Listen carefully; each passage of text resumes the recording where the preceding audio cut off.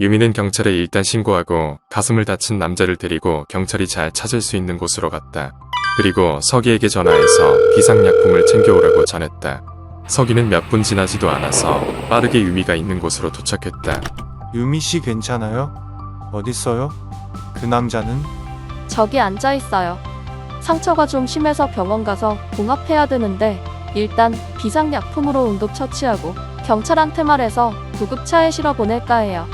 유미와 서기는 상처난 남자를 응급처치해 주었다.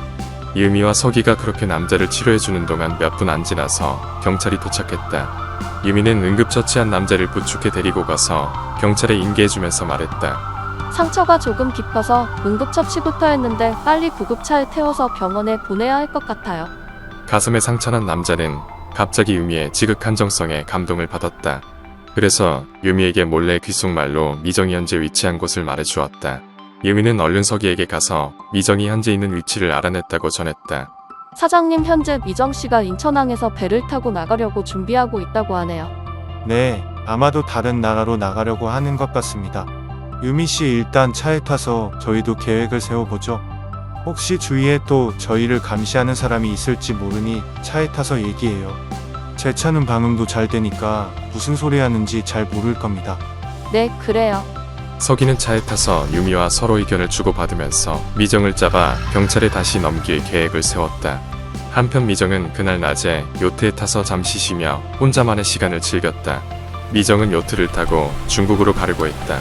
서기 회사와 자매 결연을 맺은 중국 내 지사가 하나 있는데 그 회사의 지분을 미정이가 가지고 있다. 중국의 지사는 미정이가 몇 년 동안 관리하면서 자신의 입맛에 맞게 만든 회사나 마찬가지였다. 아직 중국 내에서 규모는 작지만 합법적인 방법이 아니라도 미정이 원하는 자금을 끌어모을 수 있는 네트워크나 조직이 일부 갖춰진 회사였다. 미정은 국내 경찰이 중국 공안과 공조해서 자신을 찾는다고 해도 중국에 있는 사립조직과 네트워크망을 이용해서 충분히 대처할 수 있다고 판단했다. 미정은 그날 하루는 잠시 항구에서 쉬고 다음날 아침 일찍 출발하려고 했다. 다음날 아침 서기와 유미는 차를 타고 인천항으로 출발했다. 뵐 수 있는 대로 미정이 배를 타고 나가기 전에 잡으려고 했다. 경찰에도 아침 일찍 연락을 해서 지원 요청을 했다. 물론 경찰이 미정을 체포해야 되지만 서기도 미정을 다시 잡는 일에 도움을 주고 싶었다. 그리고 사실 서기는 미정에 대해서 너무 잘 알기에 경찰만 믿고 그냥 기다릴 수가 없었다. 서기는 차를 타고 빠르게 달려서 인천항에 도착했다. 그런데 한 가지 문제가 더 있었다. 인천항에는 그날따라 정박한 배들이 너무 많이 있었다. 일반 어선부터 요트까지 너무 많아서 하나씩 확인하며 찾아보기에는 시간이 많이 걸려야 했다. 사장님, 여기 요트들 정말 많네요. 그런데 이 많은 요트들 중에 미정씨가 탄 배를 어떻게 찾죠? 더군다나 미정씨가 요트에 탔는지 아니면 다른 배를 탔는지도 모르는데 어떻게 하죠? 미정이 이름으로 된 중국 지사가 있어요. 아마 미정이는 거기로 가려고 할 겁니다. 그 회사는 그냥 이름만 걸어놓은 유령회사나 다름없어요. 그냥 미정이 특별한 자금이 필요하면 중국 지사에 소속된 조직원들을 이용해서 자금을 만들어 내었다고 들었어요. 아마도 그 중국 쪽에 있는 조직원이 배를 보냈을 테니 중국에서 입항해온 배들을 조사해보면 어떤 배인지는 추측 가능할 것 같습니다. 사장님, 그런데 배가 이미 떠났으면 어떻게 하죠? 저희도 배를 타고 쫓아야 하는데 요트를 빌려야 하나요? 아니요, 요트보다 더 빠르고 기동성 있는 것을 제가 준비했습니다. 그게 뭐예요? 바로 저 앞에 보이는 것들이에요. 같이 가서 보시죠. 와우, 제트스키네요. 사장님, 이런 것도 탈 줄 아세요? 생각보다 많이 어렵진 않아요. 유미 씨도 조금만 해보면 금방 운전 잘하실 거예요. 유미와 서기는 선박을 관리하는 사무실에 가서 현재 입항된 선박들이 어떤 것들이 있는지 조회해보았다. 하지만 중국 쪽에서 입항된 선박들도 너무 많아서 잘 구별해내기가 힘들었다. 서기와 유미가 선박관리사무소에서 양해를 구하고 한참 동안 입항된 배들을 검색했지만 별로 소득이 없었다. 이렇게 거의 포기 상태로 일의 진행이 멈춰서 있을 때 서기의 머릿속을 스쳐가는 주파수음이 들렸다. 어제 유미에게 미정의 위치를 털어놓은 남자가 하나 더 말해준 MJ라는 암호명 같은 글자가 있었다. 서기는 그 글자의 의미를 알아내기 위해서 각 중국 선박회사의 데이터를 해킹해서 조회해보았다. 서기는 선박관리소 직원이 자리를 비운 사이를 틈타서 빠르게 검색해보았다. 검색 결과 MJ라는 글자는 미정의 관리하에 있는 중국 내 유령 선박회사였다. 그래서 미정의 앞 이니셜을 따서 MJ라고 불렀다. 서기는 미정이 중국으로 타고 갈 배가 어제 오후에 도착한 것을 알아냈다. 그런데 그 배는 벌써 새벽에 출항되었다고 나와 있었다. 서기는 일단 해경에 이 배를 신고했다.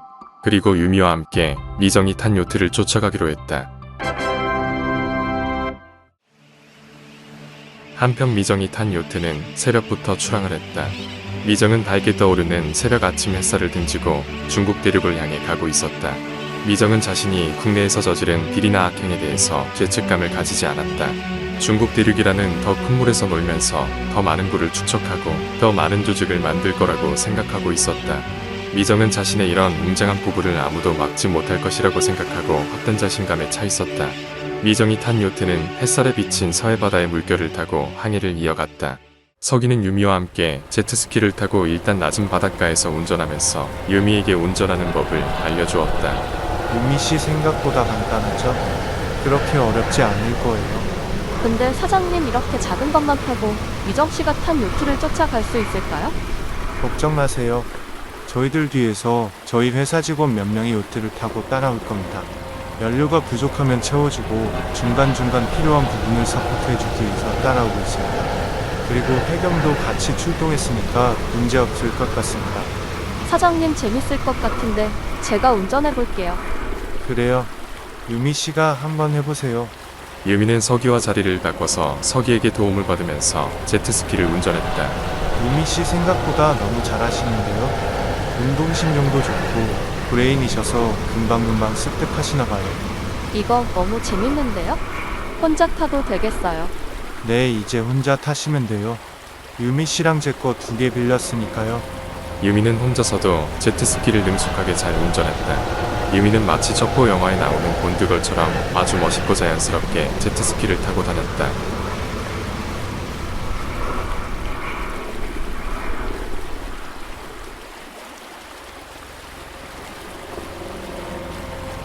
서기도 이에 뒤질세라 제트스키를 멋지게 운전해서 유미의 뒤를 따라갔다. 유미와 서기는 이렇게 몇 분 정도 제트스키를 운전하면서 몸을 풀고 미정의 요트를 향해서 출발하기로 했다. 유미 씨, 이제 출발합시다. 네, 그래요. 두 사람의 제트스키는 마치 제트기처럼 굉음을 내면서 바다를 가로질러 달렸다. 서기는 먼저 들렸던 삼바파이 사무소에서 입행한 자료를 통해 미정이 현재 가고 있는 항로를 알고 있었다. 서기는 해경에게 일단 미정이 가고 있는 항로를 공유해주고 먼저 출발해서 미정을 먼저 만나려고 했다. 서기는 미정에 대한 예정이 아주 조금 남아있어서 미정이 잘못을 뉘우치고 돌아온다고 하면 자신만이라도 어느 정도는 용서해 주려고 했다. 하지만 그건 그냥 서기만의 잘못된 상상이었다. 왜냐하면 미정은 서기에 대한 예정이 뒷걸만큼도 존재하지 않았다. 미정이 생각하는 서기의 모습은 어리석고 모자른 그냥 귀찮은 존재였다. 과거의 미정도 서기를 그렇게 좋아하지는 않았다. 그때는 로또에 당첨된 서기의 눈이 그냥 부럽고 좋아 보여서 같이 함께하기를 약속한 것이었다. 서기와 유미는 제트스키를 타고 물살을 가르며 한참을 달렸다. 그리고 바다 한가운데서 서기는 망원줌이 되는 휴대폰으로 주위를 살펴봤다. 유미 씨, 저쪽에 아주 큰 요트 하나가 보이네요. 아마도 저게 미정의 요트 같습니다. 빨리 가보죠. 일단 제트스키 모터 소리가 너무 시끄러우면 들킬 수 있으니 저단 기어로 천천히 따라 붙는 게 좋겠어요. 네, 알겠어요. 유미와 서기는 제트스키의 속도를 조금 낮춰서 소음을 최대한 줄인 상태로 요트가 보이는 쪽으로 향했다. 와우, 요트가 완전 대형이네요. 미정이 아직도 이런 요트를 운영할 정도로 숨겨놓은 자금이 있나봐요. 그러게요. 사장님 이제 어떻게 해서 저기로 들어가면 될까요? 제가 요트 난간에 걸어서 올라갈 수 있는 밧줄을 준비했어요. 요트 후미 방향으로 천천히 가서 이 밧줄에 달린 갈고리를 걸어서 올라가면 될 것 같아요. 역시 사장님 준비성 하나는 짱이세요. 서기와 유미는 요트 후미로 천천히 가서 갈고리 달린 밧줄을 요트 갑판 쪽 난간에 걸어서 올라갔다.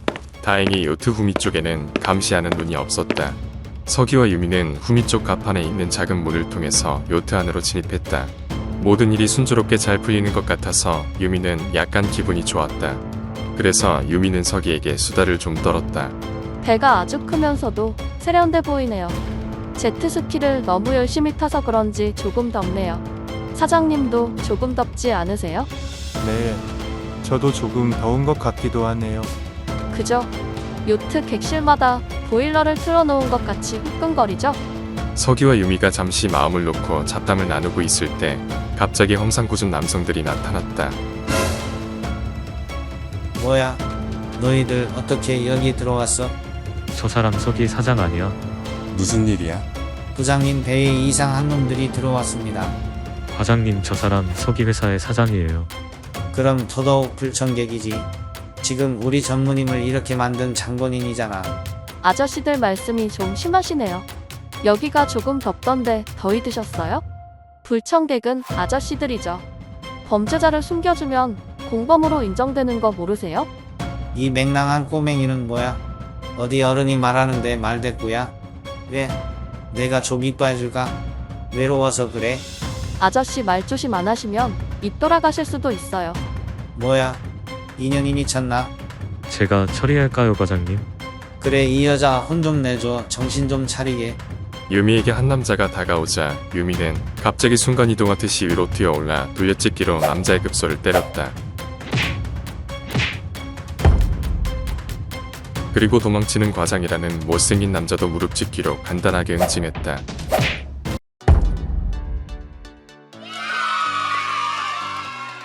서기는 유미가 이렇게 열심히 싸우고 있을 때 먼 산만 바라보듯 뻘쭘하게 있었다.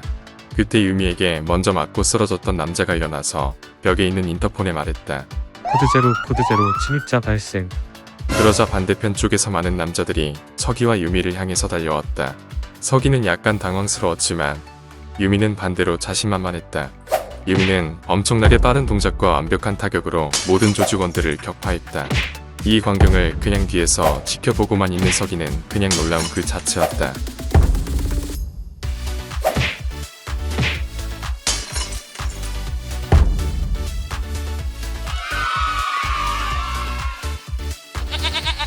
그 많던 조직원들은 모두 유미에게 당해서 정신을 차리지 못했다. 미정의 부하 중 한 명은 이 사실을 미정에게 달려가서 전달했다. 미정은 부하가 떠난 뒤에 혼자 고민에 빠졌다. 아, 짜증나. 정말 귀찮게 하네, 이 녀석들. 그냥 다 내 손으로 처리해야 되나? 미정은 경관에게 뺏었던 권총을 들고 자신의 객실 밖으로 나갔다. 미정은 자신만 알고 있는 사각지대에 숨어서 서기와 유미가 오기를 기다렸다. 서기와 유미는 이 사실을 모르고 방심하면서 미정이 숨어있는 근처를 지나갔다. 그때 미정이 갑자기 튀어나와서 서기에 뒤에서 총구를 겨냥했다. 오랜만이야. 여전히 둘 다 멍청하네. 우리 애기들 다 격파시켰다면서? 군뱅이도 구르는 재주가 있다더니 대단한데? 어디 나도 한번 그 잘난 실력으로 격파시켜보지? 그랬다간 서기 머리통을 날려버릴 테니까. 그러지 마. 사장님은 안 돼. 차라리 나를 겨냥해. 걱정 마. 너도 같이 보내줄 테니까. 같이 가면 외롭진 않을 거야. 원하는 게 뭐야?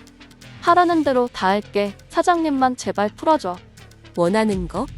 내가 원하는 건 너희들이 내 앞에서 사라져 주는 건데. 좋아, 한 번은 기회를 줄게. 미정은 말을 마치자마자 서기를 때리고 요트 갑판 끝에 난간으로 갔다. 자, 여기서 뛰어내리면 내가 둘 다 살려줄게.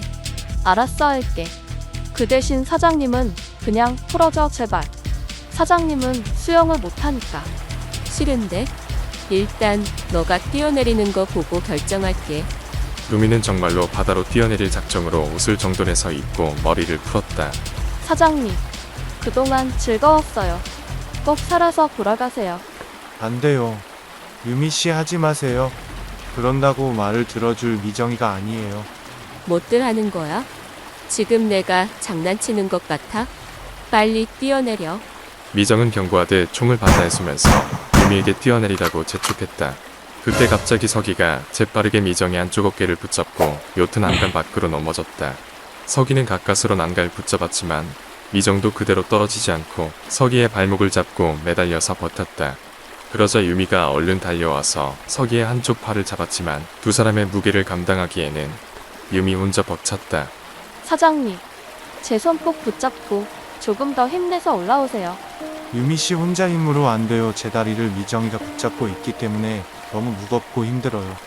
잘못하다간 유미 씨까지 떨어져요. 그래도 이 손은 절대 놓지 않을 거예요. 사장님 수영 못하잖아요. 그리고 여긴 수심이 특히 깊은 곳이라서 잠수부들도 힘든 곳이에요. 유미 씨, 그냥 손 놔요.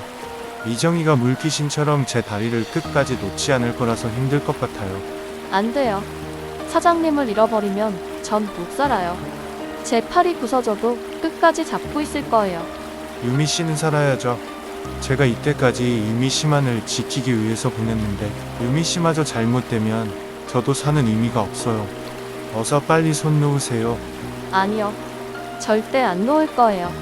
제가 최대한 버티면 해경이 올 거예요. 그때까지만이라도 힘내면 돼요. 유미 씨 제발 손 놓아주세요.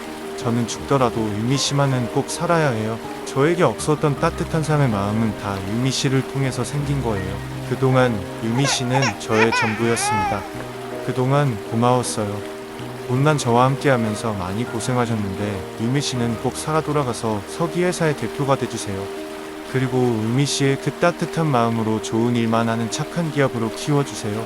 서기는 눈물을 흘리면서 손에 힘을 빼고 유미가 잡은 손을 놓아버렸다. 순간 유미는 너무 놀라서 말문을 잃었다. 유미는 너무 놀라서 그 자리에서 한동안 꼼짝도 못했다. 사장님, 너무해요. 정말 사랑했는데 이렇게 가버리시다니. 서기와 미정은 바다에 빠져서 물속 깊은 곳으로 가라앉았다. 서기와 미정은 바다로 떨어졌다. 미정은 떨어지면서 서기의 손을 놔서 혼자 저 멀리 떨어져 나갔다. 미정은 끝까지 악착같이 살아보려고 물속에서 허둥대봤지만 소용없었다. 미정은 마치 지옥의 물바다에서 춤을 추는 듯했다. 그들은 제각각 흩어져서 깊은 바닷속으로 빠져들어갔다. 그리고 그들을 삼킨 바다는 언제 그랬냐는 듯이 조용함을 유지했다. 유미는 요트 위에서 바다를 계속 바라보면서 눈물만 흘렸다. 유미의 눈물은 그치지를 않고 계속 나왔다. 자신도 같이 바다로 뛰어들고 싶었지만 서기가 마지막에 한 말이 계속 맴돌아서 그럴 수도 없었다. 유미가 한참 물고 있을 때 멀리서 해경의 사이렌 소리가 들렸다. 해경은 미정의 요트를 발견하고 요트를 향해서 접근하고 있었다.